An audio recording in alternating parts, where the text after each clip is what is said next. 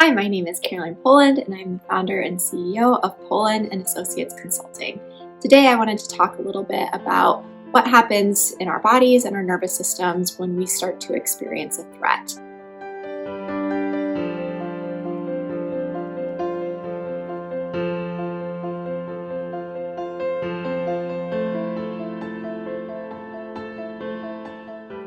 The other thing that this situation does within our nervous system is that it can trigger off former traumatic memories. And so when we have a felt lack of safety in our life, that can trigger off prior experiences where we've had a felt lack of safety as well. And so this might be a situation where our sympathetic nervous system gets triggered off more and more, where that amygdala is kind of screaming at us that you're in danger because it's triggering off memories of another time in life where we've experienced a trauma before.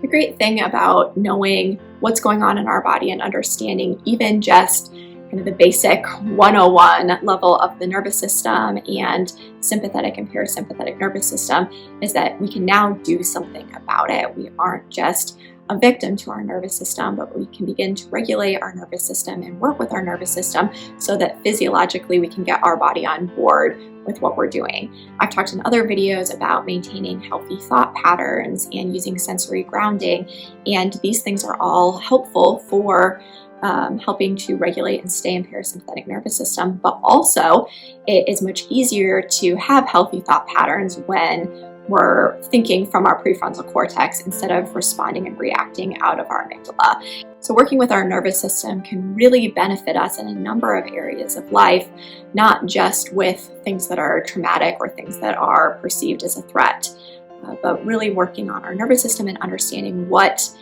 might trigger us into sympathetic nervous system dominance and what we need to do to bring ourselves back to that balance between the amygdala and the prefrontal cortex so that we can have parasympathetic nervous system dominance is really important for living a healthy life. And it allows us to have access to all of our best decision-making strategies. It allows us to widen that window of tolerance between stimulus and response so that we have access to the coping skills that we otherwise would use so that we can grieve in as healthy of a way as possible, so that we can navigate compassion fatigue and secondary traumatic stress. That balance between the amygdala and prefrontal cortex is essential for living a healthy life.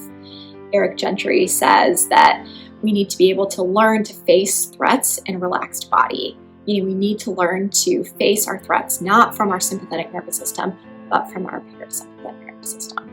If you are interested in videos related to grief during this time, compassion fatigue, secondary traumatic stress, sensory grounding, or other videos that I've talked about, I will link them below.